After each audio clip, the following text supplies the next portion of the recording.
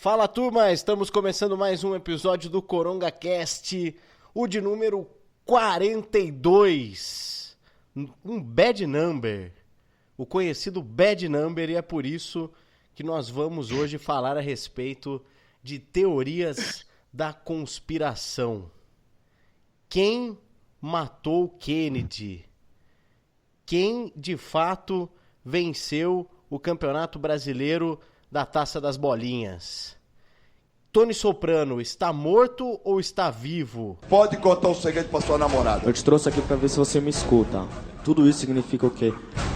O Michael Jackson reencarnou em mim.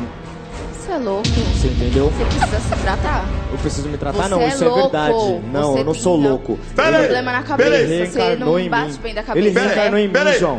Os aliens, Paulo, que você acredita e Aliens tu gosta. existe. Hoje eu vou poder usar a música tema do Arquivo X, tanto usada por mim nos episódios de fato.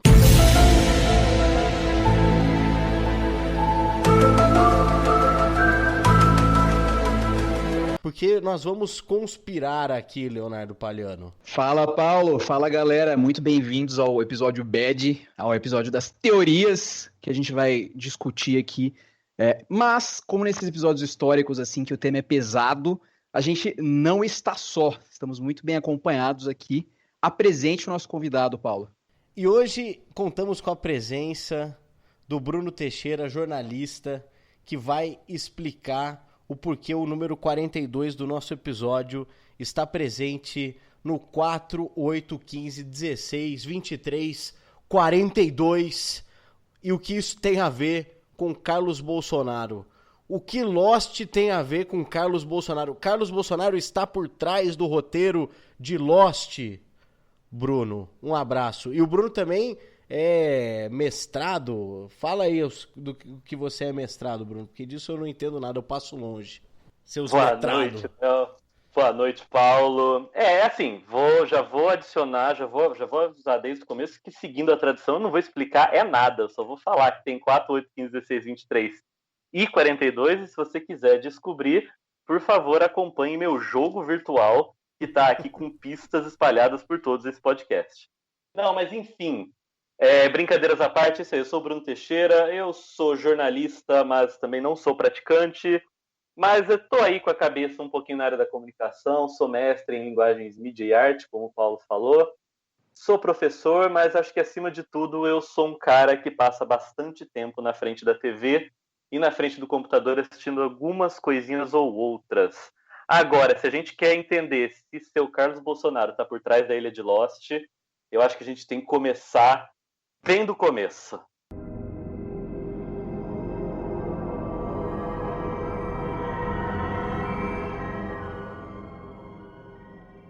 O Bruno escreveu nos últimos dias um dos textos mais lidos da internet no último final de semana, que é o 2 Tiros em Dallas, e é por isso que ele participa hoje com a gente, porque ele faz uma relação entre as séries que deixaram assim, né, como o pano de fundo, o principal pano de fundo, o mistério, perguntas mal respondidas, teorias da conspiração, isso dentro, né, das próprias séries, e aí ele cita Twin Peaks como uma das mais fortes do gênero, cita também Arquivo X, que tem essa questão, né, dos mistérios, UFO, outras questões sobrenaturais também, e que alguns episódios acabam sendo mais mistérios ali isolados, mas eles seguem também uma linha de um mistério maior, né, que envolve aí o protagonista da série. E Lost, né, para nossa geração, assim, pelo menos para mim e para do Bruno,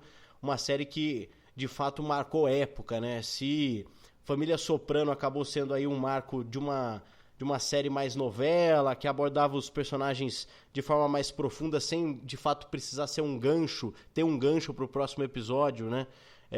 E acabou não sendo muito a tendência da TV americana. Lost foi sim uma tendência depois com relação a criar vários ganchos. E o Bruno faz uma relação que a tendência é tão forte de manter ali o telespectador, né, as pessoas presas às narrativas, que isso extrapolou a ficção e veio à tona dentro da política. As pessoas acompanham política como se elas estivessem acompanhando uma série de TV. É mais ou menos por aí, Bruno? Eu acho que é exatamente por aí, mas eu acho que não para por aí. Eu acho que conforme a gente vai acabar conversando hoje, essa maneira que a gente tem de ver o mundo, talvez como uma série de mistério, talvez como algo que está ali pronto para a gente desvendar, é uma tendência que culminou na política, mas falar que começou na política, eu acho que não. Eu acho que já começa desde um bom tempo atrás. Eu acho que todo mundo vai lembrar do infame Menino do Acre, que eu acho que foi uma das primeiras situações ali que começam a me chamar a atenção desse tipo de situação, quando a gente tinha uma informação noticiosa que era do campo do bizarro. Não tem como falar que não era do campo do bizarro, porque era, mas que a discussão toda naquele momento não foi em torno do, peraí, o que esse garoto tem, que ele sumiu, ele tá desaparecido, até aquele momento a gente achava que ninguém sabia onde ele estava, que a família dele não tinha noção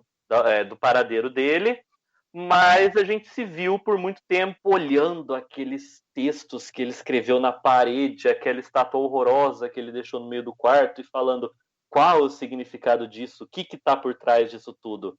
Eu acho que a gente trazer isso para a política agora foi só um passo além. Eu acho que a gente vai aqui na nossa conversa ver como esse tipo de situação ele não termina na política, não começa na política, ele também não começa na série de mistério. O texto, como você falou, Paulo, ele chama Dois Tiros em Dallas, justamente não porque começa onde eu falo que começa, mas porque eu acho que tem uma sincronicidade. Quer dizer, eu acho que tem uma coisa que é muito parecida com a outra e que é muito... É uma relação que é bastante curiosa. Conspiração? Não sei. Mas olha só, se a gente pensar, pelo menos os marcos iniciais que eu faço ali são os tiros, né? O tiro que matou Kennedy em 63, ali em Dallas, no centro de Dallas, e um tiro que foi um tiro que todas as pessoas, que grande parte da população norte-americana, pelo menos aquela população que consumia televisão na época, ficou conversando muito mais do que jamais se conversava sobre aquele tiro que matou Kennedy, que foi o tiro que atingiu o personagem J.R. Ewing na série Dallas. Ali você tem um dos primeiros momentos, na verdade ali você tem a reconfiguração de uma expressão idiomática dos Estados Unidos, que é a Water Cooler Conversation, né? Que é a famosa conversa de bebedouro. Pra gente aqui no Brasil ia ser a conversa do cafezinho. Vai tomar seu café ali no escritório, aí, viu a novela, viu o jogo, o que aconteceu. E antes, a Water Cooler Conversation, na conversa do bebedouro, tinha mais ou menos esse parâmetro. Viu a novela, viu o jogo, viu a NFL, sei lá, viu o beisebol, ou alguma coisa assim. Mas a partir do momento que, em março de 80, você tem esse episódio que vai ao ar, dessa série Dallas, que hoje a gente chama de série, assim, com muitos olhos de agora, né? Mas era basicamente um novelão. Então você termina uma temporada ali da novela com um tiro acertando um dos personagens principais, o J.R. Ewing, e você não sabe quem atirou. E o próximo episódio, o episódio derradeiro, com a resposta derradeira, seria transmitido só dali 4, 5, 6 meses, e nesse meio tempo, todo mundo ali no bebedouro falando, quem que matou, quem que atirou no JR, ele morreu, não morreu, e aí isso reconfigurou. E agora você fala de Water Cooler Conversation, de conversa de bebedouro, você fala isso muito de características de séries que tem para engajar os seus espectadores, ou seja, se a série consegue engajar os espectadores, o espectador fica falando sobre ela fora daquele ambiente da série, você está falando aí de uma série que tem, sim, essa capacidade de gerar conversa no bebedouro. E aí a questão, o bolsonarismo, né? O Bolsonaro, desde quando ele surge no cenário nacional, surge na época do CQC já, né? Esse holofote maior, assim, do cara que fala o absurdo, ele é o que rende clique, né? As questões que ele toca, e questões agora que o próprio Carlos também insiste, conspiracionistas e tudo mais. Mas aí isso a gente também aborda ao longo do episódio, porque a essência é meio essa, onde a gente quer chegar. Mas aí, ô Bruno, da questão de Dallas, tal, que é uma série mais ali, né, como você disse, um novelão, vem esse fenômeno Twin Peaks, que é uma questão já muito mais difícil, muito mais ali, né, pegando questões assim, acho que fogem dessa rotina, né, algo mais sobrenatural, talvez, que envolva, apesar de eu não ter assistido, mas o que a gente acaba pegando de referência, e o Twin Peaks já é uma outra forma de se assistir, se debater TV, porque me parece que os primeiros registros de fórum de discussão na internet são justamente com relação às pessoas debatendo os mistérios de Twin Peaks numa época em que não existia o replay. O cara não podia voltar, o cara não podia assistir de novo. Então era muito o que a pessoa viu ali no momento e suposições. Eu acho que eu vi isso, a outra pessoa também confirma, eu vi uma outra coisa diferente, e isso também acaba fomentando também um novo tipo de visão e discussão. É isso. Twin Peaks ela vai estrear ali em 90 e não dá nem necessariamente para falar que é a primeira grande série de mistério ou aquilo que a gente vai chamar lá na frente de gênero de mystery box. Até porque mesmo em 60, 70 você tinha uma série chamada The Prisoner, que tinha essas ideias do mistério. Não engajava tanto. Eu acho que assim, se Twin Peaks teve alguma coisa que estava ali na receita do sucesso, era a pergunta simples. Como era simples você perguntar quem que atirou no J.R. Ewing, como é simples você perguntar quem que matou a Odette Roitman, também é simples você perguntar quem que matou a Laura Palmer.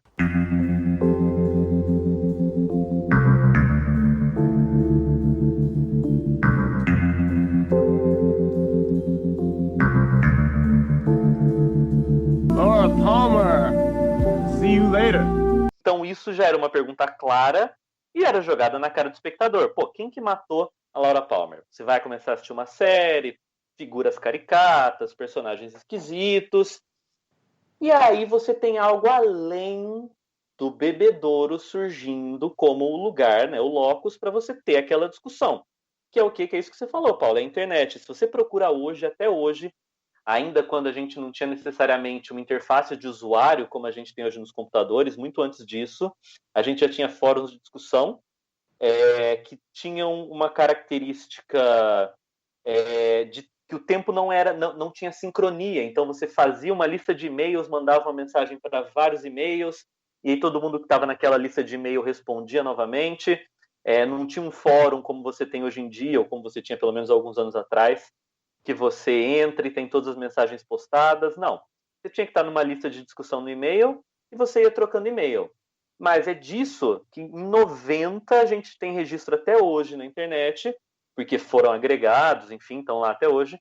Tem coisas de maio de 90 que você consegue encontrar de pessoas já discutindo, tentando descobrir a resposta desse mistério. Só que assim, ao mesmo tempo que, poxa, você pode olhar e falar, Twin Peaks é uma série que é à frente do seu tempo. Ótimo, legal, a internet, esse uso da internet fazia a série estar realmente nos padrões que a gente vê só dali 15 anos, mais ou menos. Agora, ao mesmo tempo, essa questão do tempo prejudicava essa discussão para Twin Peaks também. É isso que você falou. Eu assisti um negócio hoje na televisão, eu posso entrar no meu aplicativo de streaming, eu posso, enfim, baixar de algum lugar, eu posso fazer o que for, eu consigo assistir de novo. Em outras épocas, começo da década de 90, essa questão de você acompanhar algo era muito mais complexo. Isso aí pedia que você estivesse lá assistindo, acompanhando naquele momento. Perdeu, dormiu, foi no banheiro, alguém passou gritando na rua, esquece, você não ouviu. Ah, mas tem reprise? Claro, tem reprise. Alguns anos depois ali você vai ter o home video, né? Que são os VHS, que é como você tem uma maneira ou outra de ter aquilo na sua mão, no on demand, né? Tá ali com você a qualquer momento. Você tem. Só que o acesso é muito escasso, o acesso é muito caro se você vai por meios oficiais. Ah, tudo bem, não vamos por meios oficiais. Vamos então naquelas fitas bootleg. Quando a pessoa vai, coloca a fitinha ali na TV, grava, beleza, show de bola. Não vamos nem entrar no mérito de compartilhar isso aí, porque você teria que, poxa, eu não tenho, você consegue me mandar essa fita do primeiro episódio? Tá, vai o cara no correio, enfim, manda a fita. Mas não vamos nem entrar nesse mérito, vamos pensar numa questão de primeiro episódio.